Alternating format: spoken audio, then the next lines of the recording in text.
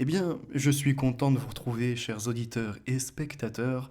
Vous êtes sur la chaîne De Vérité à Venir et il me tenait à cœur de vous présenter la Révolution mondiale, le complot contre la civilisation de Nesta Webster. Une femme vaillante qui a été sous le feu des projecteurs, incendiée, mise plus bas que terre, puisqu'elle s'est attaquée, de façon véhémente peut-être, en tout cas toujours par la parole et par ses écrits, elle s'est opposée à la maçonnerie et au judaïsme. Elle a eu une critique de la religion et non de ses participants. Mais vous savez, dans le monde actuel, si on vient critiquer une religion, nous sommes phobes, ou au contraire, si nous attaquons une religion et que celle-ci est constituée apparemment d'un peuple non disparate, eh bien, nous sommes antisémites. Alors, vous le savez, hein, sur la chaîne, je me suis jamais attaqué aux croyants, mais plutôt aux croyances. Et là, je trouve qu'elle est excellente parce qu'elle nous montre comment ils ont pu se faufiler pour certains dans des civilisations et tenter de les faire péricliter, obtenir un certain pouvoir. Aujourd'hui, quelques pages et il y aura certainement 2 ou 3 épisodes en vue de la quantité d'informations. Le préambule, page numéro 10. Chaque révolution a ses héros et ses dieux. Mais c'est avec une grande abondance de preuves que l'auteur montre quels escrocs, quels imposteurs furent les dieux du communisme. Nesta Webster montre que Marx usa du communisme comme d'une profession. Ses sentiments pour les travailleurs ne dépassaient pas ceux du forgeron pour le métal qu'il forme. La sinistre correspondance entre Marx et son ami fortuné Engels montre tout le cynisme de cette paire de socialistes. Dans une lettre à Engels, Marx parle, je cite, des minables petits boutiquiers, une classe lamentable, qui prétendent se faire payer pour ce qu'ils ont fourni. Et plus loin, je cite, mes enfants semblent avoir hérité de leur père un penchant pour la boisson. Et il explique, je cite à nouveau, mais après tout, je pense que le Bordeaux et le Porto sont bons pour eux. Fin de citation. Marx, pour le premier semestre de 1863, eut un revenu de 621 livres sterling, ce qui n'était pas négligeable pour le champion des damnés de la terre, de la classe ouvrière, qu'il était à cette époque. Engels, qui vivait de son côté fort bien, augmentait lui ses revenus en volant dans la caisse de la firme dont il était l'un des associés. Nesta Webster montre également que Lénine n'était en rien l'ami des travailleurs, mais fut un agent stipendié du gouvernement allemand, envoyé en Russie pour fomenter la révolution. Et aujourd'hui, le président Mao, un assassin de masse, proclame que Marx et Lénine ont été les héros des travailleurs. Tels sont les mythes qu'expose cette nouvelle édition. Toute l'histoire du mouvement révolutionnaire est méticuleusement retracée depuis ses origines lointaines jusqu'à ce jour, avec ses émeutes organisées et richement financées, et son culte du chaos et de la corruption. Ce livre est aussi la seule étude scientifique qui montre comment contrer intelligemment la révolution. C'est un manuel aussi essentiel au service de sécurité d'État qu'aux leaders syndicaux anticommunistes. Voici 2 recensions de la première parution dans la presse. Un livre solide et sans compromis. Sunday Express. L'ouvrage de Madame Webster sera un outil précieux pour mobiliser l'opinion publique. Western Mail. L'édition anglaise de 1971, republiée en 1994, fut réalisée sous la direction d'Anthony Gittens. Celui-ci avait fait partie d'un petit groupe de documentalistes qui travailla pour Nesta Webster dans les années 20.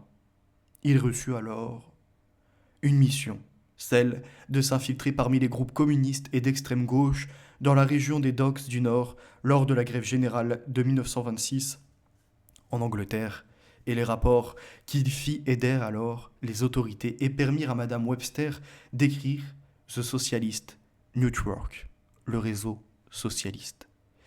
Il se consacra dès lors à l'étude du communisme et des mouvements subversifs, sujet sur lequel il rassembla une bibliothèque unique. Préface de l'auteur à la 6e édition de 1971, révisée et mise à jour. Bon, je vous ai passé quelques passages tout de même. Il faut que ce soit fluide et efficace, directement dans l'info. Ce livre, publié pour la première fois en 1921, vient d'être révisé, mis à jour et augmenté à la lumière des nouveaux et d'importants documents historiques. Certains lecteurs avaient suggéré que cette mise à jour de l'ouvrage implique de profondes modifications du texte. Mais ceci aurait alors entraîné un entier bouleversement du plan du livre, qui n'a pas pour objet d'être un long traité de propagande, mais d'être un ouvrage d'histoire retraçant l'origine de l'idée communiste et du mouvement révolutionnaire depuis leur début jusqu'à ce jour, sur la base de faits indiscutables, mais en mettant en évidence de temps à autre les causes secrètes. Lorsque j'écrivis ce livre, je ne possédais pas les écrits originaux des Illuminés de Bavière, et bien que les ayant consultés au British Museum, je me vois forcé de tabler sur les citations qu'en firent le docteur John Robinson et l'abbé Augustin Baruel dans leur ouvrage. Des citations, tout en présentant une image tout à fait correcte du gigantesque projet de l'illuminisme, étaient parfois des traductions libres qui donnaient aux phrases originales un sens plus précis que leur auteur ne l'avait voulu. Voilés qu'était au contraire leur texte sous un langage plus ambigu. Après publication de mon livre, et grâce à l'obligeance de Monseigneur Join à Paris, je pus acquérir les originales Striffen des Illuminated Ordens en 2 volumes, publiés par l'ordre de l'électeur de Bavière à Munich en 1786.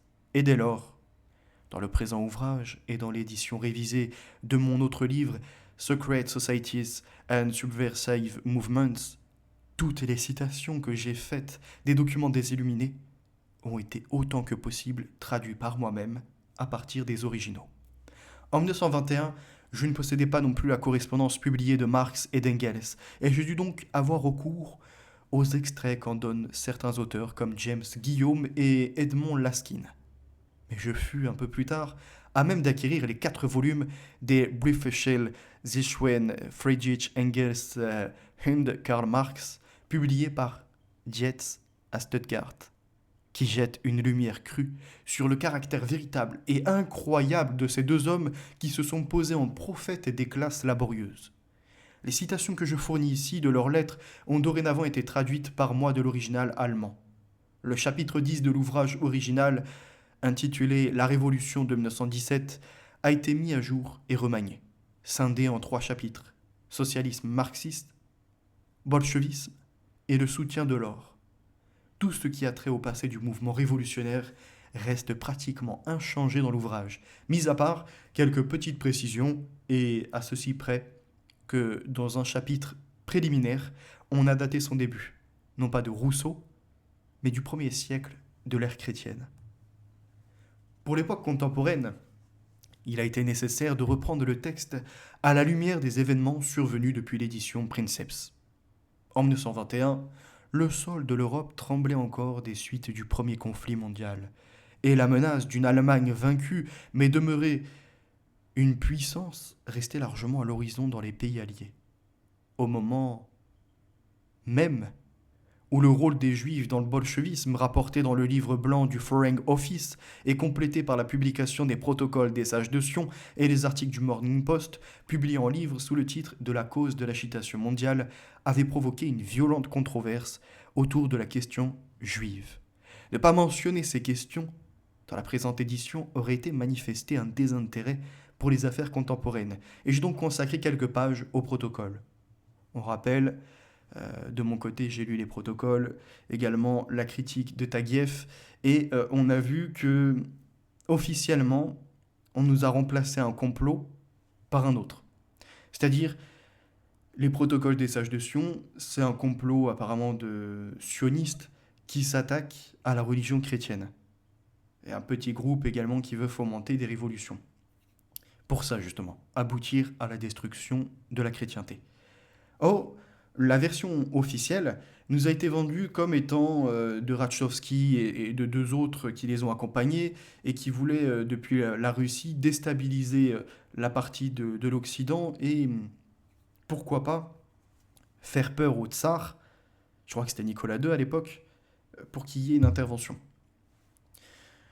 Ça, c'est la version, on va dire, qui nous est vendue. Après, dedans, quand on creuse un peu, on voit que Madame, comment elle s'appelle? Celle qui était sur Paris, là, qui a donné certaines informations et qui côtoyait ces cercles privés, parlait quand même de sociétés secrètes dans Paris, où des gens se réunissaient, entre autres, dans les souterrains pour des messes assez occultes. Il n'y a eu aucune enquête sur ça. Et qu'on voit que l'ami de l'écrivain de Protocole des Sages de Sion, qui sera reconnu plus tard, est Adolphe Crémieux. Et qu'il y avait peut-être ou non un vent de panique à cette époque pour qu'il y ait un travail sérieux comme le faisait Nesta Webster. 1921, elle n'a pas attendu que les protocoles sortent. Elle a déjà écrit son livre. Donc il y avait quand même un sujet pour une partie de la communauté du judaïsme. Et plus particulièrement celle qui veut du sionisme. Pour la conquête de territoires, pour l'effacement des autres religions, pour un chaos ambiant, sauf sur leur terrain. Voilà. Donc après, la question du vrai ou du faux, en soi, on l'a vu, même Hitler n'a pas combattu les protocoles des sages de Sion, bien au contraire, puisqu'il voulait réformer l'Église et entamer tout un tas de modifications, puisque le message du Christ ne lui convenait pas. Hein. Ça serait un peu comme un Zemmour aujourd'hui, je ne le compare pas à Hitler, hein, mais comme un Zemmour aujourd'hui qui t'explique qu'il aime l'Église mais pas le Christ en gros, que l'Église n'est pas le Christ. Enfin, ça ne tient pas la route, si ce n'est peut-être une haine véhiculée contre les chrétiens. Continuons la lecture. Aujourd'hui, cependant, la question allemande et la question juive ont changé, et elles requièrent un point de vue différent, car bien que l'on doive garder à l'esprit l'origine allemande de l'illuminisme et que l'aide apportée par l'Allemagne impériale au début des bolcheviks soit un fait établi, l'arrivée d'Hitler vit une Allemagne résolument anti-bolcheviste. La révolution ou guerre d'Espagne de 1936, l'accord de Munich et les événements qui amenèrent à la Deuxième Guerre mondiale ont été de portée si considérable sur l'immense développement actuel des activités révolutionnaires dans le monde que j'ai ajouté un nouveau chapitre en fin d'ouvrage pour traiter de cette phase. Après discussion avec mon éditeur, je lui ai laissé le soin de compléter ce chapitre. À lui également de faire place au dernier développement, mais en gardant toujours la méthode qui fut la mienne tout au long des années, de s'efforcer de montrer les causes des événements, ce qui est plus important que d'en dresser la simple nomenclature. Nesta Webster, 1960 à Londres. Entrons au cœur de ces thématiques. Le communisme idéal. C'est la théorie qui a enflammé l'imagination d'un nombre infini de groupes, de sociétés et de penseurs isolés dans le passé, et d'innombrables essais ont été tentés pour le mettre en pratique. Les avocats de ce système ont prétendu que le Christ et ses disciples ont approuvé la communauté des biens, mais il n'y en a pas en réalité la moindre évidence. La première expérience communiste de l'ère chrétienne est mentionnée dans les Actes des Apôtres, où l'on rapporte que certains convertis au christianisme, à Jérusalem, avaient décidé de renoncer à leurs propriétés et d'avoir tout en commun. La suite fut l'histoire bien connue d'Ananie et de Saphira, qui ne voulurent pas verser tout leur avoir dans le fonds commun. Des objecteurs du système s'élevèrent donc dès son origine, et il semble avoir échoué si totalement que l'on ne nous en parle plus du tout ensuite. Il semble avoir disparu. On apprend simplement qu'une collecte fut faite pour les saints pauvres de Jérusalem. Mais au Moyen-Âge, le projet ressuscita, et entre le XIIe et le XVe siècle, naquirent d'innombrables sectes communistes, ou partiellement communistes, comme les Vaudois dans le sud de la France à la fin du XIIe siècle, et les apostoliques dans le nord au XIIIe siècle, les Bégards à la même époque en Allemagne et aux Pays-Bas, les Hussites en Bohême, les Taborites, les frères de Bohême au XVe siècle, et compagnie. Ces sectes étaient essentiellement religieuses et non politiques, mais elles véhiculaient cependant une tendance révolutionnaire ou du moins de rébellion dirigée non pas tant contre les gouvernements que contre les normes usuelles de moralité, car comme Kautsky le fit remarquer, le communisme produisait une inévitable aversion envers le mariage et la vie familiale, ce qui à son tour entraîna le célibat et la possession en commun des femmes. Toutes ces sectes communistes connurent des divisions et ne durèrent que peu de temps. La seule forme de communisme dans son vrai sens de tout posséder en commun qu'il ait jamais été possible de réaliser effectivement est celle pratiquée dans les communautés religieuses chrétiennes. Les monastères et les couvents pratiquent tout naturellement le communisme, mais c'est qui leur permet de le faire paisiblement et qu'ils sont composés de personnes ayant renoncé à tout intérêt pour les biens terrestres et qui concentrent toutes leurs pensées et leurs désirs sur le royaume des cieux. Le communisme séculier, de par son insistance sur le matérialisme, élimine le seul facteur qui rend possible ce système, la foi en Dieu et en l'au-delà. Chapitre 2. L'illuminisme. On admet communément que le grand mouvement révolutionnaire qui commença à la fin du XVIIIe siècle eut pour origine les philosophes de France, avec Morly et tout particulièrement Rousseau. Mais c'est omettre la moitié de la question. Rousseau n'a pas été l'inventeur de ces doctrines, et s'il fallait chercher la cause de la révolution dans la seule philosophie, il faudrait alors remonter beaucoup plus loin que Rousseau, notamment à l'utopie de Thomas More et même à Pythagore et à Platon. Petite parenthèse incroyable, puisque quand je vous parlais du socialisme, de l'utopie qui était en place et que je remontais à Thomas More, et après je passais par Robert Owen bien après et puis par d'autres, en fait j'étais dans le bon. Incroyable. Ce qui signifie que je ne suis pas si mauvais que ça en analyse. Et je continue à progresser au travers des lectures et des liens que j'établis. Fin de parenthèse. Revenons au livre.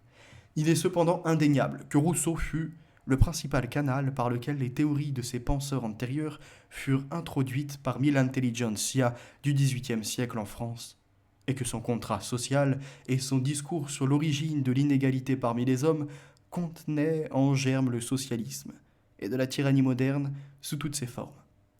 La théorie de Rousseau, qui a le plus de conséquences sur le thème de ce livre, peut s'exprimer simplement par cette expression familière. Je cite : « La civilisation a tout faux », signifiant que le salut de l'espèce humaine repose sur son retour à l'état de nature. D'après Rousseau, dans son discours du moins, la civilisation a fait la preuve qu'elle est la ruine de l'humanité. Dans son état primitif, l'homme était libre et heureux, et ce n'était que sous l'influence paralysante des contraintes sociales que sa liberté a été supprimée. Cependant, que les lois de propriété individuelle étaient dues au fait qu'une large proportion de l'humanité était tombée en servitude. Je cite : « Le premier homme qui borna son chant en disant « Ceci est à moi », et qui trouva autour de lui des gens assez naïfs pour le croire, fut le véritable fondateur de la société civile. Que de crimes, de guerres, de meurtres, de misères et d'horreurs l'espèce humaine n'aurait-elle pas évité si, bravant les épées et comblant les fossés, elle avait répondu à cet individu, je cite : « N'écoutez pas cet imposteur. Vous êtes perdu si vous oubliez que les frais de la terre, et ses fruits surtout, appartiennent à tous, et la terre à personne. » Fin de citation. On trouve dans ces mots le principe entier du communisme et de la tyrannie. Il y a évidemment un certain fond de vérité dans la condamnation de la civilisation par Rousseau, fond de vérité commun à toutes les erreurs dangereuses. Car s'il n'y avait pas une parcelle de vérité au fond des fausses philosophies, elle n'obtiendrait aucune audience et n'offrirait donc aucune menace pour le monde. L'erreur énorme de Rousseau est de dire que, parce que la civilisation présente certains défauts, elle est mauvaise de fond en comble depuis l'origine. C'est comme si, en désignant un coin négligé d'un jardin, on disait, je cite, « Voyez les résultats désastreux de la culture ». Fin de citation. Pour remédier au tard du système social existant, c'est davantage de civilisation qu'il faut et non sa suppression. La civilisation dans ses aspects les plus élevés, non pas l'acquisition des agréments de la vie ni même les connaissances artistiques et scientifiques, mais dans la sphère des aspirations morales, est ce qui distingue l'homme de la brute. Détruisez totalement la civilisation et l'espèce humaine sombrera au niveau de la jungle, où la seule loi est celle du fort contre le faible et la seule motivation, l'assouvissement des besoins matériels. Car si l'injonction de Rousseau, je cite, « Retournez dans les bois et devenez des hommes », fin de citation, peut être un excellent conseil lorsqu'interprété comme une mesure temporaire, en revanche, l'injonction « Retournez dans les bois et restez-y » est un conseil pour singes anthropoïdes. Il y serait cependant bien inutile de réfuter les folles théories de Rousseau, pour montrer que dans la nature, le communisme n'existe pas, et que la première créature à avoir établi la loi de propriété n'a pas été l'homme brandissant son titre, mais le premier oiseau, s'appropriant la branche d'un arbre pour y construire son nid. Le premier lapin, choisissant un lieu où creuser son terrier, un droit qu'aucun oiseau ni aucun lapin n'a jamais pensé disputer. Quant à la répartition des fruits de la terre, il suffit d'observer deux grives sur une pelouse se disputant un ver pour voir comment la question de la nourriture se règle dans la société primitive. Rien n'est plus absurde que la conception que donne Rousseau de ces barbares idéalisés vivant en commun sur le principe, je cite, faites comme on en agirait avec vous. Reprenons en fait l'idée de Jésus-Christ et de son message. Seul un rêveur, profondément ignorant des conditions réelles de la vie primitive, la vie dont la règle est celle du plus fort, qui fait du faible sa proie sans recours ni pitié, aurait pu évoquer une pareille vision. De fait, l'influence de la franc-maçonnerie sur la Révolution française ne peut être niée par aucun chercheur honnête des causes de ce grand soulèvement, et comme nous le verrons plus tard, les francs-maçons français ont eux-mêmes fièrement réclamé la Révolution comme leur œuvre. Donc la Révolution contre la population quelque part, et non contre les classes bourgeoises et ces monarchies et bien d'autres pouvoirs en place encore. C'est la ferme des animaux de George Orwell. Les humains chassés, la population pense construire quelque chose de nouveau, plus de monarchie, ça y est, quelque chose s'installe, sort de ce droit du sang pour un autre droit, et va subir la loi des cochons. Ceux qui sortent de leur porcherie, de leur loge, et qui viennent dégueulasser la soie, vous voyez, comme je le disais, ça va de soi, ils font la braderie de nos droits pendant qu'ils continuent la broderie de leurs lois. Vous voyez, c'est ce qu'on observe dans la ferme des animaux avec la peinture, enfin même si c'est pas de la broderie, mais c'est tout comme, voyez, ça s'ajoute. Je pensais l'image terminée, et non, c'est dans la ferme des animaux, à un moment, puisqu'ils ont chassé les humains, personne ne devra être dans le lit des humains, vous voyez, d'obtenir ce confort. Et puis les cochons y vont, et ils vont rajouter à la loi dans un lit ayant des draps. Bah là c'est la même chose, vous voyez, c'est des paragraphes, c'est pour changer la texture même de ce en quoi les humains étaient en accord pour la Révolution. Parce que c'est qu'une partie qu'on leur a promis. Puis après, ils redeviennent citoyens demain. Des servants, des hommes. Continuons la lecture. C'est ainsi que George Sand, maçonne elle-même, car dès l'origine de Le Grand Orient admit les femmes, écrivit longtemps après. Je cite, « Un demi-siècle avant ces jours marqués par le destin, la Révolution française fermentait déjà dans l'ombre et couvait sous terre. Elle mûrissait dans les esprits de ses adeptes jusqu'au fanatisme, comme un rêve de révolution universelle. L'historien socialiste Louis Blanc, franc-maçon également, a jeté aussi beaucoup de lumière sur la question des forces occultes.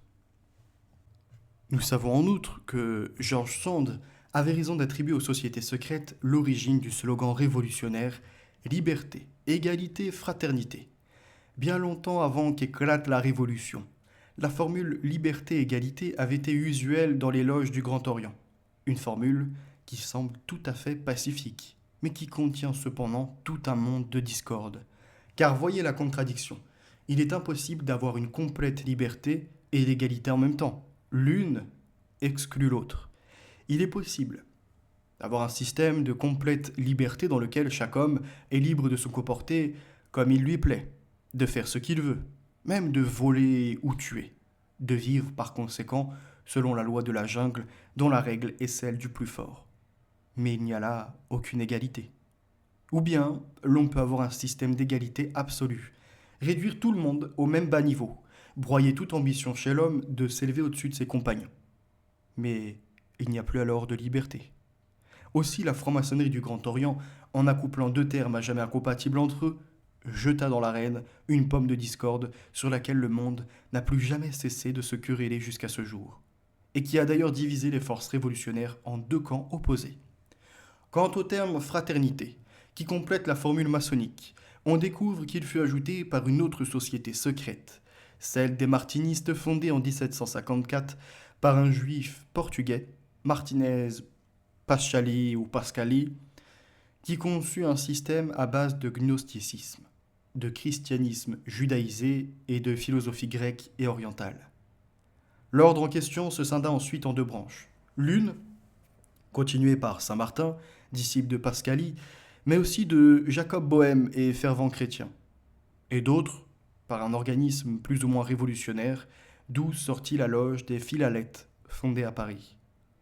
Dans le livre de Saint Martin, Des erreurs et de la vérité, publié en 1775, la formule liberté, fraternité, égalité est appelée le ternaire sacré. Les martinistes désignés dans les documents français contemporains sous le nom d'illuminés étaient en réalité des rêveurs et des fous et ne doivent pas être confondus avec l'ordre des illuminés de Bavière, qui ne vit le jour que 22 ans plus tard.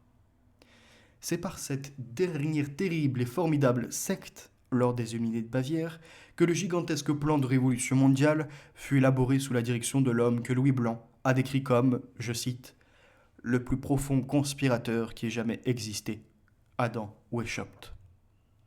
Le fondateur des Illuminés de Bavière, Adam Weishaupt, naquit le 6 février 1748. Son éducation chez les jésuites lui inspira une haine violente pour leur ordre, et il se tourna ardemment vers les enseignements subversifs des philosophes français et les doctrines antichrétiennes des manichéens. On rapporte qu'il fut endoctriné dans l'occultisme égyptien par un certain marchand du Jutland, d'origine inconnue, et du nom de Colmer, qui parcourut l'Europe durant l'année 1771 pour trouver des adeptes. Weishaupt, qui combina le sens pratique des judéo-allemands avec la ruse d'un Machiavel, passa 5 ans à mettre au point un plan dans lequel toutes ses idées fussent systématisées, et à la fin de cette période, il aboutit à la théorie suivante. Je cite. Pour lui, comme pour Rousseau, la civilisation constituait une erreur. Elle s'était développée dans un mauvais sens, et c'est à cela qu'étaient dues toutes les inégalités de la vie humaine. L'homme, déclara-t-il, était tombé hors de l'état de la nature naturelle, robe nature, dans lequel il bénéficiait de la plus totale liberté et égalité. Avec l'accroissement des familles, les ressources pour les faire vivre commencèrent à manquer. La propriété apparut, les hommes se fixèrent, la vie nomade cessa, l'égalité disparut. La première chose pour retrouver la liberté devait donc consister à vivre avec aussi peu que possible, en réduisant ses besoins de plus en plus. Les inventions modernes sont donc superflues. Je cite. Est-ce que les sciences modernes éclairent vraiment les hommes et leur donnent le bonheur? Ou ne sont-elles pas plutôt filles de la nécessité des inventions d'esprit vains et habiles? Un peu plus loin, nous voyons que l'amour du pays et l'amour de la famille doivent désormais laisser la place à l'amour universel, afin de faire de l'espèce humaine une seule famille bonne et heureuse. Aussi, s'adressant à ces hiérophantes, Weishaupt déclare, je cite, « Avec l'origine des nations et des peuples, le monde cessa d'être une grande famille, un seul royaume, le grand lien de la nature fut déchiré, le nationalisme remplaça l'amour de l'humanité. Il devint alors une vertu de magnifier sa patrie aux dépens de ce qui n'était pas inclus dans ses limites. Et comme mot, de cette vue étroite, il fut alors permis de mépriser et de se moquer des étrangers, et même de les insulter. On appela cette vertu le patriotisme. Le patriotisme donna le localisme, l'esprit de famille, et finalement l'égoïsme. Diminuer le patriotisme, et les hommes réapprendront à se connaître les uns les autres comme tels. Leurs relations de subordination se perdront. Le lien de l'union s'élargira. » Fin de citation. C'est exactement le langage des internationalistes d'aujourd'hui, et il est évidemment facile de stigmatiser les dangers d'un patriotisme exagéré. Mais il n'est pas avéré que celui qui aime son pays est moins apte à respecter les patriotes étrangers. Pas plus que l'homme qui aime sa famille est plus mauvais voisin que celui qui n'a nul souci de sa femme et de ses enfants. Qui plus est, dans cette description de l'origine du patriotisme, Weishaupt montre une ignorance des conditions de la vie primitive aussi profonde que celle de Jean-Jacques Rousseau. L'idée qu'il donne de l'homme paléolithique, dont les squelettes sont bien souvent exhumés avec une main encore crispée sur une hache de pierre, ou serrant une autre arme semblable de défense, le présenter comme passant son existence dans une ambiance d'amour universel est tout simplement grotesque. Pour établir l'homme dans son état primitif de félicité, Weishaupt affirmait qu'il lui suffirait de répandre l'illumination. Et comme il professait partager avec Rousseau la croyance en la bonté naturelle de l'homme, ceci ne devait poser aucune difficulté. Sitôt libéré des entraves que la civilisation impose, l'homme doit s'autodiriger. Je cite. Pourquoi donc demanda-t-il. Serait-il impossible à l'espèce humaine d'atteindre à la plus haute perfection, à savoir la capacité de s'autodiriger? Fin de citation. Et reprenons une autre citation. Le chemin vers cet objectif, selon lui, a été tracé par des méthodes qui furent conçues dans un lointain passé. Je cite. Ces méthodes sont les écoles secrètes de sagesse qui furent, à toutes les époques, les archives de la nature et des droits humains, grâce auxquelles l'homme sera sauvé de sa chute. Les princes et les nations disparaîtront sans violence de la terre, l'espèce humaine formera une seule famille, et la raison deviendra l'unique loi de l'homme. Fin de citation. Même une république ne saurait être tolérée, de crainte qu'elle ne devienne despotique, et le peuple doit apprendre à agir sans aucune autorité dirigeante. Ni loi, ni code civil. Pour permettre le succès d'un tel système, il suffira d'inculquer à l'homme une juste et constante moralité. Car puisque le seul obstacle réel réside dans les contraintes imposées à l'homme par les conditions de vie artificielles, leur suppression doit inévitablement le rétablir dans sa vertu primitive. Je cite. Les hommes ne sont pas aussi mauvais que les moralistes bilieux les décrivent. Ils sont mauvais parce qu'ils sont rendus tels, parce que tout les conduit à l'être, la religion, l'État, leur milieu et les mauvais exemples. Fin de citation. D'où alors la nécessité de déraciner de l'esprit de l'homme toute idée d'un au-delà, toute crainte de châtiment des mauvaises actions, et d'y substituer le culte de la raison. Je cite. Quand la raison deviendra enfin la religion de l'homme, alors le problème sera résolu. Fin de citation. Tous les membres de cette société devaient adopter des pseudonymes antiques, dans l'ordre des Illuminés de Bavière. Weishaupt prit celui de Spartacus, le chef d'une révolte d'esclaves dans l'ancienne Rome. Son principal adjoint, Herr von Zwack, qui était le conseiller privé du prince von Salm, devint Caton. Le marquis de Constanza, Diomède.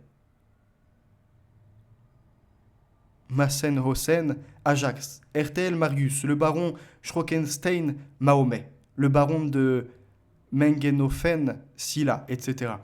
Les noms actuels des lieux étaient changés pareillement en nom de lieux célèbres dans l'Antiquité. Munich, où se trouvait le quartier général de la secte, était désigné sous le nom d'Athènes. Ingolstadt, lieu de naissance de l'illuminisme, par Éphèse. Ou bien, aux initiés au plus haut mystère de l'ordre, par Éleusis. Heidelberg, par Utique. La Bavière s'appelait l'Achaïe, la Souabe, la Pannonie, etc. Pour assurer le plus grand secret dans la correspondance, le terme illuminisme était remplacé par un sigle formé d'un point dans un cercle, et le mot loge remplacé par le symbole d'un carré. Le calendrier était également changé et les mois désignés sous leur nom perse. Janvier sous le nom de I. Février était Benmé, etc. Pour les lettres de l'alphabet, un code chiffré complet avait été établi, commençant par la lettre M, à laquelle était attribué le chiffre 1, et rétrogradant jusqu'à A, puis repartant jusqu'à Z. Les grades de l'ordre étaient un mélange des grades des francs-maçons et des degrés jésuitiques. Comme on l'a dit plus haut, Weishaupt détestait les jésuites, mais conscient de l'efficacité de leur méthode pour acquérir de l'influence sur l'esprit de leurs disciples, il conçut l'idée d'adopter leur système à ses fins propres. Ainsi, à certains novices, les novices écossais par exemple, les illuminés doivent enseigner qu'ils désapprouvent les révolutions et leur démontrer les avantages de l'emploi des méthodes pacifiques pour atteindre à la domination mondiale. Jusqu'au grade de Minerval, excepté, le plan de la conquête du pouvoir mondial ne doit pas être révélé. Mais l'une des premières phrases de l'initiation à ce grade est la suivante. Écoutez bien. Après ces 2 ans de réflexion, d'expérience, d'échange, de lecture des textes de grade et d'information, vous aurez évidemment compris que l'objectif final de notre société n'est rien moins que de conquérir le pouvoir mondial et les richesses, de saper les gouvernements civils et religieux, et de devenir les maîtres du monde. Fin de citation. Qui s'excuse s'accuse en effet. Le passage poursuit en disant alors vaguement que, je cite, « Ce n'est pas exactement cela, et que l'ordre demande seulement à ses adeptes de remplir leurs obligations. Qu'il n'est pas question non plus que l'antagonisme vis-à-vis de la religion puisse être acceptable. Au contraire, le Christ devrait être présenté comme le premier auteur de l'illuminisme, dont la secrète mission était de rendre aux hommes la liberté et l'égalité originelle qu'ils avaient perdues lors de la chute. » C'est en 1777, presque 2 ans après avoir fondé l'ordre des Illuminés, que Weishaupt devint franc-maçon. Et vers 1778, que l'idée fut lancée d'amalgamer les deux sociétés. Caton, Herr von Zwack, qui devint maçon le 27 novembre 1778, en discuta avec l'abbé Marotti, auquel il confia tout le secret de l'illuminisme. Et c'est 2 ans plus tard qu'un accord élargi entre l'illuminisme et la franc-maçonnerie fut conclu, avec un certain franc-maçon, le baron von Kneig, venu donc en juillet 1780, à Francfort rencontrer l'illuminé Diomède, le marquis de Constanza, lui-même envoyé par les responsables illuminés bavarois pour établir des colonies de la secte dans les pays protestants. Les 2 hommes comparèrent leurs documents sur les buts de leur organisation respective, et Kneig exprima alors le vœu d'être reçu dans l'ordre des Illuminés. Cette demande obtint l'accord de Weishaupt, et Kneig, adoptant le surnom de Philo, fut initié dans les secrets de la première classe des Illuminés, les Minervales. Le zèle dont il témoigna pour amener des prosélytes à l'ordre enthousiasma Spartacus, on rappelle, c'est Weishaupt, qui écrivit, je cite, « Donnez-moi 6 hommes à son image, et avec eux, je changerai la face de l'univers. » Les années 1781 et 82 furent remarquables par le développement d'un autre mouvement qui trouva également son expression au congrès de Wilhelmsbad, celui de l'émancipation des Juifs. Au cours de ces années, une vague de philo-judaïsme déferla sur toute l'Europe, grâce au célèbre livre de Dom, de l'amélioration civile de la condition des Juifs. Livre écrit sous l'influence de Moïse, Mendelssohn, et achevé en août 1781. Je cite, « C'est ainsi, écrit l'abbé Lehmann, que 8 ans avant la Révolution, le programme en faveur du judaïsme fut diffusé par la Prusse. Ce livre eut une influence considérable sur le mouvement révolutionnaire. C'est l'appel de trompette de la cause juive, le signal du grand pas en avant. » Fin de citation. Graetz, l'historien juif, reconnaît lui-même l'immense portée de l'ouvrage de Dom. Je cite, « Dépeignant les chrétiens comme de cruels barbares et les juifs comme d'illustres martyrs, tous les gens qui réfléchissent, ajoute-t-il, commencent de s'intéresser eux-mêmes à la question juive. » Fin de citation. Mirabeau, quelques années après, lors d'une mission à Berlin, se lia d'amitié avec Dom et devint un habitué du salon de la jeune et jolie juive Henriette de Lemos, l'épouse du docteur Herz. Et c'est là que les disciples de Mendelssohn, récemment décédés, le poussèrent à s'élever en faveur des juifs opprimés. Ce qui amena Mirabeau à publier à Londres un livre sur le modèle de celui de Dom. Dans le même temps, en 1780, Anacharsis, même plutôt Cloutz, le futur auteur de la République universelle, écrivit son pamphlet pro-juif intitulé « Lettres sur les Juifs ». On vit un peu plus tard le résultat de toute cette agitation, lorsque sous l'influence de Mirabeau et l'abbé Grégoire fut adopté par l'Assemblée nationale en 1791 le décret d'émancipation des Juifs. Un effet plus immédiat, cependant, avait été la résolution prise au congrès maçonnique de Wilhelmsbad, auquel avaient pris part les Lessing et un groupe de Juifs, que dorénavant les Juifs ne seraient plus exclus des loges. En même temps, il fut décidé de transférer à Francfort le siège de la direction de la franc-maçonnerie illuministe. Francfort, qui incidemment était le lieu haut de la finance juive sous le contrôle à cette date des dirigeants de la race comme Rothschild, Mayer, Amschel, qui devait devenir Rothschild tout court, et aussi d'Oppenheimer et de Wertheimer, Schuster, Speyer, Stern et autres banquiers juifs allemands. C'est depuis cette loge, mère de Francfort, que fut mené le plan gigantesque de la Révolution mondiale. Et c'est là que, lors du congrès maçonnique de 1796, au dire de deux francs-maçons français, fut décrétée la mort de Louis XVI et de Gustave III de Suède. Depuis cette grande coalition, conclue à Wilhelmsbad, l'illuminisme, aidé largement par les activités de Kneig, fut à même d'étendre ses ramifications dans toute l'Allemagne. La loge de Hallstatt, sous la direction de Mahomet, le baron de Schreckenstein, illumina Bayreuth et d'autres villes impériales. Berlin, sous la direction de Nicolai, et Leuchtstring.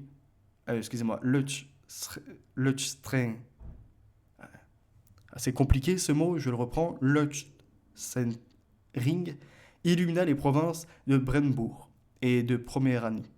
Francfort illumina Hanovre et ainsi de suite. Toutes ces branches étaient sous le contrôle d'un directoire de 12 adeptes avec à leur tête Weishaupt, qui de la loge de Munich tenait en main les fils de toute la conspiration. Mais bientôt, des dissensions éclatèrent entre les deux principaux leaders, Weishaupt et Kneig. Tous deux étaient des intrigants nés, mais alors que Weishaupt préférait œuvrer dans l'ombre et s'entourer de mystères, Kneig adorait faire du tapage dans le monde et se mêler de tout. Il était inévitable que ces deux hommes ne pussent continuer d'œuvrer en harmonie, et rapidement les tentatives permanentes de Kneig de pénétrer dans les secrets de Weishaupt et d'usurper une partie de sa gloire suscitèrent l'animosité de son chef, qui finit par priver Kneig de son poste de directeur des provinces et par le placer en position subordonnée. C'est pourquoi, le 20 juin 1783, Philo écrivit indigné à Caton, je cite, « Ce ne sont pas tant Mahomet et A qui sont tellement à blâmer pour ma rupture avec Spartacus que l'attitude jésuitique de cet homme qui nous a si souvent dressés l'un contre l'autre afin de dominer despotiquement sur les hommes qui, sinon peut-être pas son imagination, n'ont pas non plus sa fourberie et son audace. Je déclare que rien ne pourra jamais plus me rapprocher de Spartacus comme je l'étais au début. » Fin de citation. En réalité, Kneig ne le cédait en rien à Weishaupt pour ce qu'il appelait le jésuitisme. Mais révolté par la tyrannie de son chef, il se sépara finalement de l'illuminisme avec dégoût et colère. Je cite, « Dans les loges, on appelait la mort un sommeil éternel. Le patriotisme et la loyauté étaient désignés comme des préjugés relevant de l'étroitesse d'esprit et incompatibles avec la bienveillance universelle. De plus, il tenait tous les princes pour des usurpateurs et des tyrans, et tous les ordres privilégiés comme leurs instigateurs. Il projetait d'abolir les lois protégeant toute propriété accumulée par une industrie prospère et durablement conduite, et prévenir dans l'avenir toute accumulation de cette nature. Ils entendaient établir la liberté et l'égalité universelle et les imprescriptibles droits de l'homme.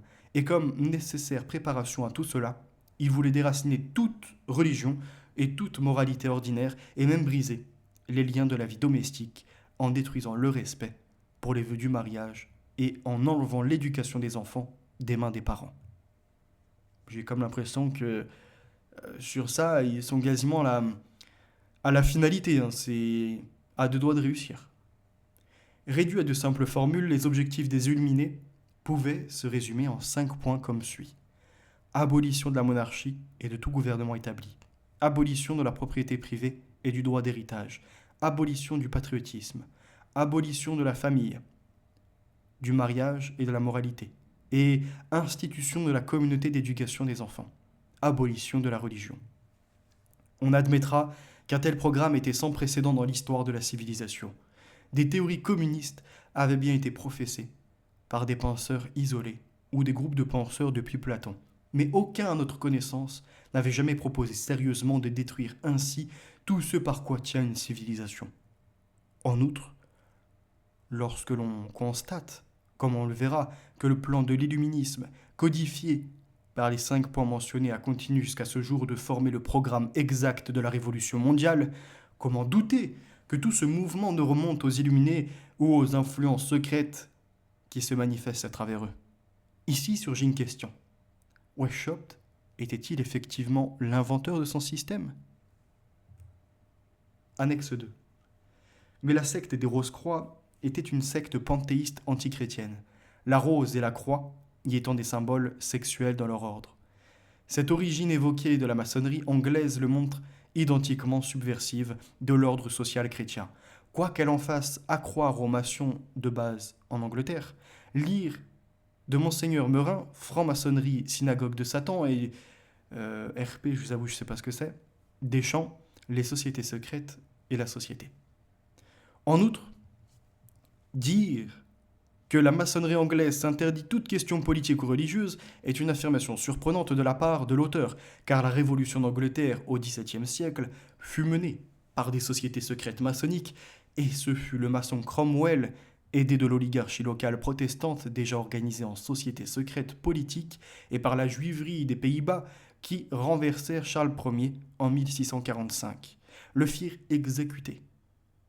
Ce fut ensuite la maçonnerie jacobite qui réussit en 1660 à ramener en Angleterre Charles II, de nouveau avec l'aide des Juifs d'Amsterdam, et c'est enfin la maçonnerie orangiste qui chassa Jacques II et installa sur le trône une dynastie protestante plus sûre et pro-juive, celle de Guillaume de Nassau.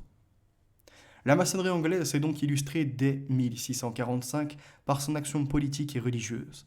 La présentation de la maçonnerie comme une religion chrétienne et même la vraie religion chrétienne destinée à unifier le monde, figure en outre chez Coligny, pupille du judaïsant Rochelin, et divers clercs protestantisants même, et Rose-Croix, et pour certains sans doute Maran.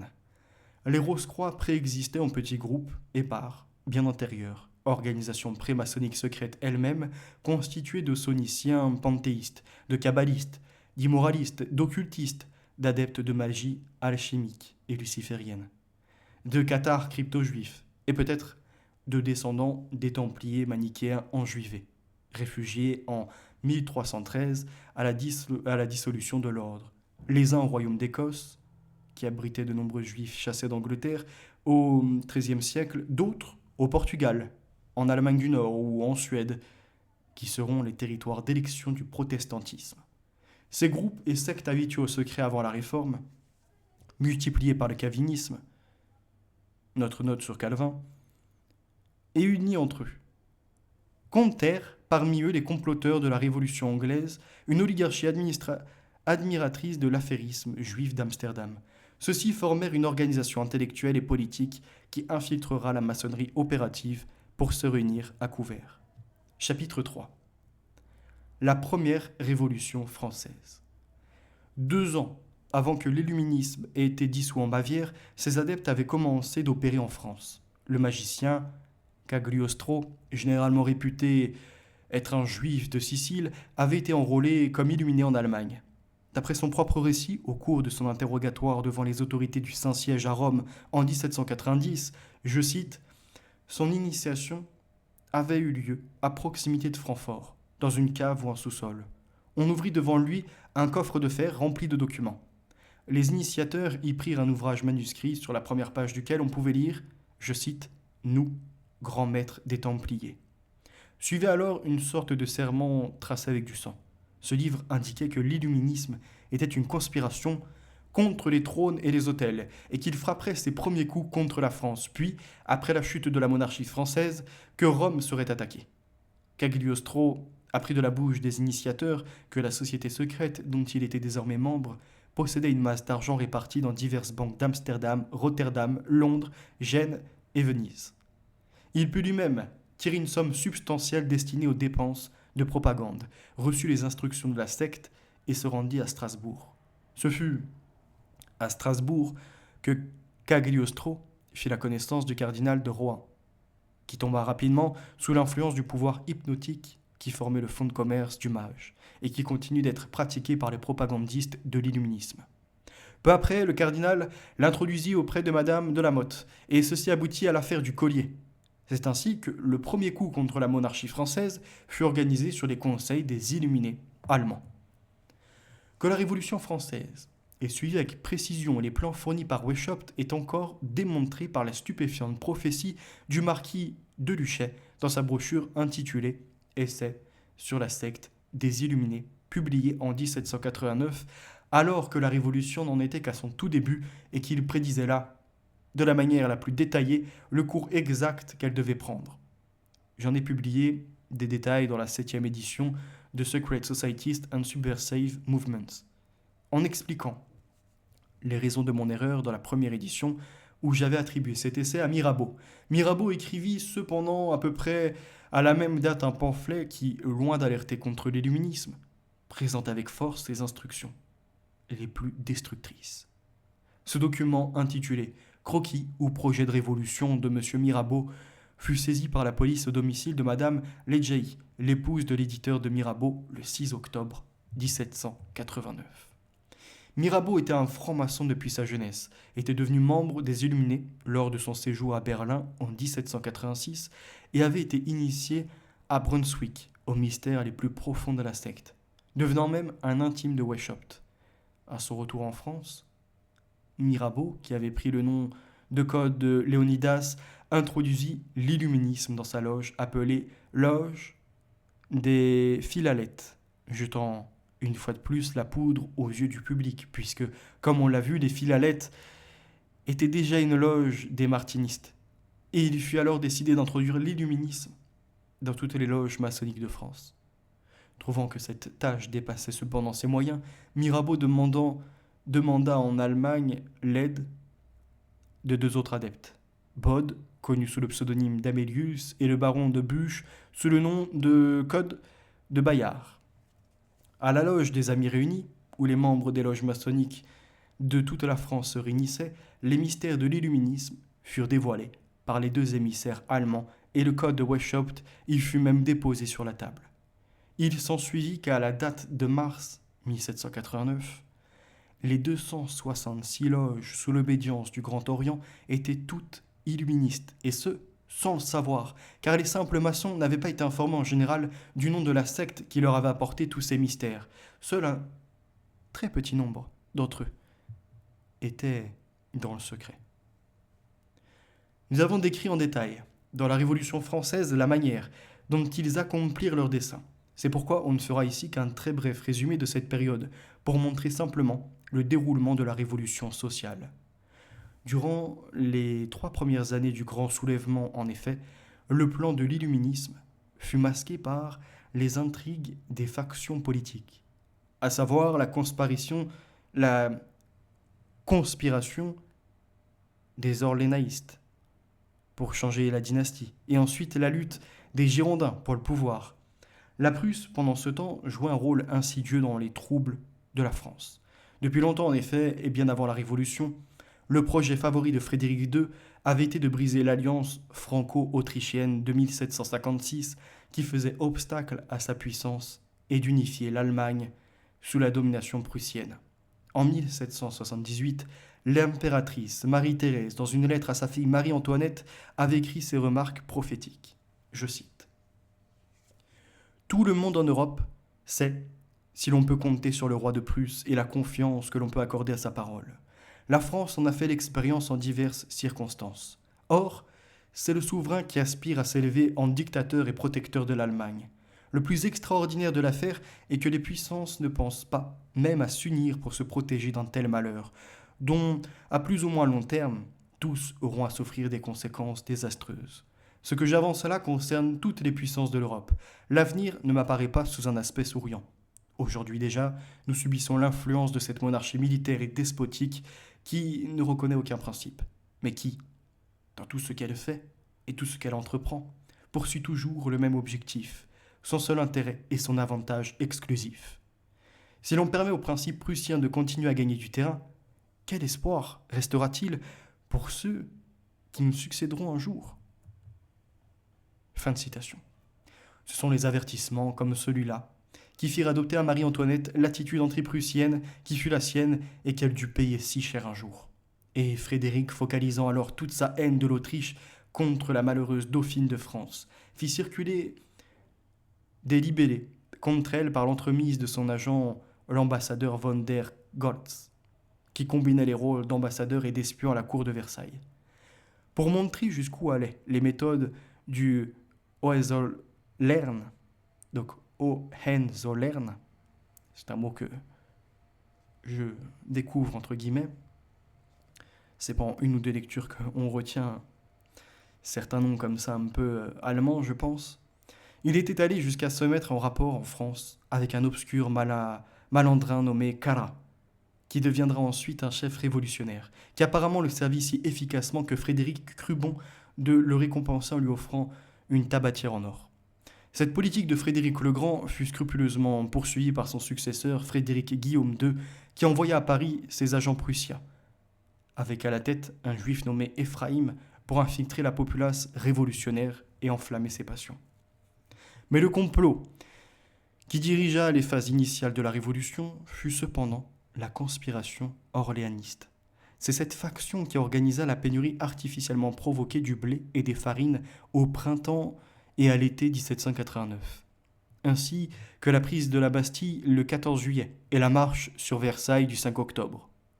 Mais comme le duc d'Orléans, tout en projetant d'usurper le trône de France, était en même temps le grand maître du Grand Orient et que les leaders révolutionnaires, orléanistes ou autres, étaient tous membres des loges, il est évident, et il est évidemment impossible de démêler les fils des deux intrigues, l'illuministe et l'orléaniste. Comment savoir qui, de ceux qui soutenaient le duc, travaillaient simplement pour un changement de dynastie et qui, pour le renversement de la monarchie et de tout gouvernement légitime? Le plan de Weishaupt consistait à utiliser les princes pour aller bien au-delà de leurs propres projets. Et il sera intéressant de savoir si les emprunts que fit le duc d'Orléans à Amsterdam et en Angleterre pour renflouer ses coffres au fur et à mesure que progressait la Révolution provenaient de fonds des illuminés dans ses places financières. Quels que soient les agents à qui l'on attribue, reste que le mécanisme de la Révolution française diffère de toutes les révolutions précédentes. Jusqu'alors, les révolutions isolées qui avaient eu lieu dans l'histoire sont clairement identifiables comme des mouvements spontanés, provoqués par l'oppression ou par une faction politique jouissant un certain soutien populaire et s'efforçant donc de satisfaire les demandes du peuple. Mais dans cette révolution, on constate pour la première fois que le plan mis en œuvre et qui a été poursuivi constamment jusqu'à aujourd'hui a consisté à s'efforcer systématiquement de soulever la colère populaire afin de la tromper et de l'exploiter. L'exemple le plus remarquable d'agitation provoquée lors de la première phase de la Révolution fut l'extraordinaire événement connu dans l'histoire comme la Grande Peur, lorsque, le 22 juillet 1789, partout en France, dans les villes et les villages, le même jour et presque à la même heure, une panique fut provoquée sur la rumeur que des brigands approchaient, et que tous les bons citoyens devaient donc prendre les armes. Les cavaliers qui apportèrent ces nouvelles, arrivant à bride abattue, montraient bien souvent un placard intitulé Édit du roi, rédigé en ces termes. Le roi ordonne que les châteaux soient brûlés, il souhaite seulement conserver le sien. Et les gens, obéissant au commandement, s'emparèrent de toutes les armes qu'ils purent trouver et se mirent à détruire. Était dès lors atteint l'objectif des conspirateurs d'armer la populace contre la loi et l'ordre, ce qui depuis 1789 a toujours formé le premier point du programme de la révolution sociale. On a dit que c'est Adrien Duport qui avait été à l'origine de l'idée, et la Grande Peur a donc été attribuée à la conspiration orléaniste. Mais Duport n'était pas seulement un intime du duc d'Orléans, il était également un adepte de la franc-maçonnerie illuministe. L'organisation de la Grande Peur a donc pu tout autant être maçonnique, et cette explication semble plus probable quand on se souvient que le plan des loges, avant même qu'elles aient été illuminées, avait été de faire une révolution au bénéfice de la bourgeoisie, avec le peuple comme instrument. Dans ce but, la conspiration raréfia les approvisionnements des denrées alimentaires, bloqua les réformes à l'Assemblée nationale et organisa des émeutes directement contraires aux intérêts du peuple. Qu'il s'agisse de l'attaque des ateliers Réveillon en avril 1789 ou de l'assassinat du boulanger François en octobre. Presque tous les attentats furent dirigés contre des hommes qui avaient nourri le peuple ou avaient été des amis des pauvres. De l'Assemblée nationale, dominée par le tiers-État et presque entièrement constituée de membres de la bourgeoisie, bien plus occupés de leurs griefs contre la noblesse que de la souffrance du peuple, sortit une législation que l'on ne peut même pas définir comme réactionnaire. Le mot serait encore trop doux. Cette législation fut brutalement répressive de toute idée sociale et même démocratique. Non seulement la propriété fut protégée par de nouvelles lois, mais le suffrage ne fut accordé qu'aux citoyens bénéficiant d'un certain niveau de revenus, pendant que, par la loi, le chapelier du 14 juin 1791 était strictement interdit des syndicats professionnels qui existaient auparavant sous le nom de corporation d'ouvriers. Par cet acte brillamment antidémocratique, il fut désormais interdit aux travailleurs, je cite, de se nommer un président, de tenir des registres, de prendre des résolutions ou d'établir des règlements concernant leurs prétendus intérêts communs. Fin de citation. Ou bien de se mettre d'accord sur des échelles déterminées de rémunération. Le premier article stipulait comme suit, je cite, la suppression de toute espèce de corporation de citoyens appartenant à un même État ou une même profession étant l'une des bases de la Constitution française, il est interdit de les rétablir sous aucun prétexte ou sous aucune forme que ce soit. Fin de citation. Cette loi fut adoptée sans un mot de protestation de la part de Robespierre ou des prétendus démocrates de l'Assemblée. Quant à la Constitution, présentée aux yeux du peuple comme le bénéfice suprême que la Révolution leur apportait, on est amené à noter que chaque pas accompli sur le chemin de sa promulgation finale était marqué d'une nouvelle explosion d'agitation révolutionnaire. Aussitôt que ces premiers principes furent présentés à l'Assemblée par Mounier, Clermont-Tonnerre et quelques autres honnêtes démocrates, leur tête fut mise à prix par les révolutionnaires du Palais Royal, et il y eut une première tentative de marche sur Versailles. Quand 2 ans plus tard, le roi accepta finalement la Constitution. Cette immense concession aux demandes du peuple qui, si la Révolution avait été réellement faite par le peuple, y aurait immanquablement mis un terme, elle fut le signal d'un nouvel accès de furie révolutionnaire qui s'exprima par le hideux massacre connu sous le nom de glaciaire d'Avignon. N'est-on pas conduit à croire qu'il y a une bonne part de vérité dans l'affirmation du RP et Deschamps que, je cite, le cri, la Constitution, a dans tous les pays été le cri de guerre des sociétés secrètes, c'est-à-dire le cri de ralliement de la Révolution. On trouvera plus tard une confirmation supplémentaire de cette théorie dans l'histoire du mouvement révolutionnaire en Russie. Ainsi, durant les 2 premières années de la Révolution, l'illuminisme se cacha sous le masque des tumultes populaires, mais avec la formation de clubs des Jacobins partout en France, son plan de domination devint beaucoup plus apparent. Je cite. Ces sociétés, déclare le professeur Robinson dans son livre Proof of a Conspiracy, preuve d'une conspiration, étaient organisées par les comités révolutionnaires, qui étaient directement inspirés par les illuminés de Bavière qui leur avaient appris leur méthode d'action, comment correspondre entre eux et comment se procurer et former des élèves. Fin de citation. Grâce à quoi un signal donné, les insurrections pouvaient être déclenchées dans toutes les parties du pays simultanément et les faubourgs pouvaient être en mouvement au reçu d'un mot d'ordre. Le plan de Weishaupt de mobiliser les femmes dans le mouvement avait été adopté par les révolutionnaires depuis le début. Et l'on voit, avec la déclaration de Théroigne de Méricourt et de la militante suffragette Olympe de Gouges, combien avait été habilement exploité l'idée de leur donner des idées d'émancipation. Aux époques de révolution, ce ne sont pas les femmes intelligentes et volontaires qui jouent un rôle de premier plan, mais celles à qui leur imagination délirante et leur passion perverse inspirent une férocité encore plus horrible que celle de l'homme. Les Jacobins, en excitant les passions des femmes qu'ils assemblaient lors des meetings, qu'ils tenaient 3 fois par semaine dans leur société fraternelle, enflammaient leur fureur, chauffant ainsi les terribles bandes de harpies qui commirent les atrocités du 10 août. Ce ne fut cependant qu'après le renversement de la monarchie, le 10 août, que commença le travail de démolition sur une vaste échelle, tel que projeté par Weishaupt. C'est à partir de ce mouvement que le rôle de l'illuminisme peut être clairement retracé à travers les phases successives de la Révolution.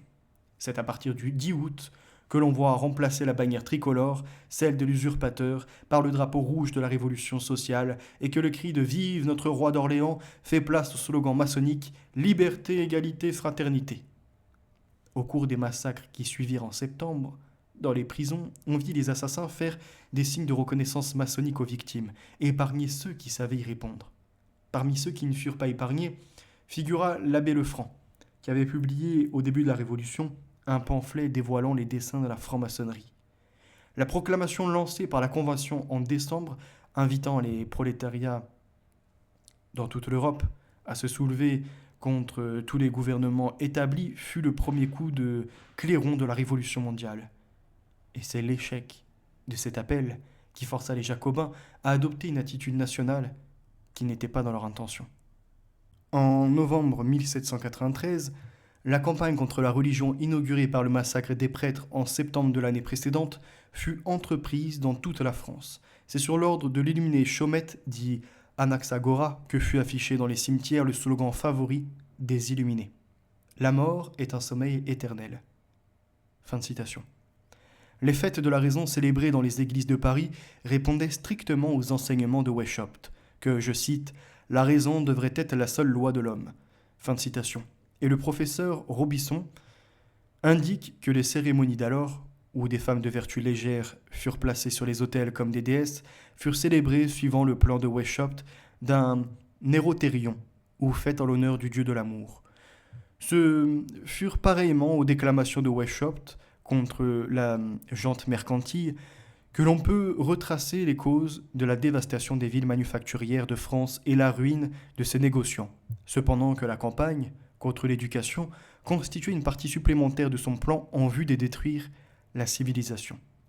Les membres de la Terreur, en détruisant les bibliothèques et en guillotinant Lavoisier, parce que la République n'avait pas besoin de chimistes, mettaient simplement en pratique les théories de Weishaupt selon lesquelles, je cite, « les sciences étaient des enfants de la nécessité, des besoins compliqués d'un état contraire à la nature, des inventions de cerveaux vains et vides. » Ou encore, je cite, « ce système de persécution contre les hommes de talent était organisé, déclara un contemporain, organisé en effet comme l'ensemble du système de terreur selon le plan des Illuminés, et il fut mené par des hommes qui avaient adopté les principes de la secte.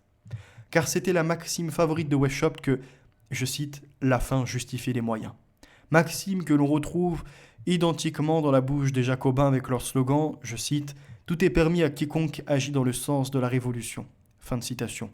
Le règne de la terreur était la suite logique de cette prémisse. Mais ceci n'implique pas que tous les acteurs de la terreur étaient tous des illuminés. C'est-à-dire que des adeptes conscients de Weishaupt, il n'y en avait pas forcément en masse. Certes, comme on l'a vu, au début de la Révolution, tous étaient francs-maçons. Mais il est probable que peu d'entre eux avaient été initiés au plus profond mystère de l'ordre. L'art de l'illuminisme consiste à enrégimenter des dupes tout autant que des adeptes, et à encourager les rêves d'honnêtes visionnaires tout comme les projets de fanatiques, à flatter la vanité d'ambitieux égoïstes, à travailler la cervelle de déséquilibrés et à jouer sur des passions telles que l'avidité de l'or et du pouvoir. Tout cela afin que des hommes aux objectifs individuels totalement divergents servent le secret objectif de la secte. Ça sera tout pour aujourd'hui. Merci pour votre écoute. N'hésitez pas à liker, partager, commenter. Sur ces dizaines de pages de lus, il y a eu peut-être 5 ou 6 mots mâchés tout au plus. On passera outre. Merci à vous, à bientôt. La vérité est l'avenir. Bye.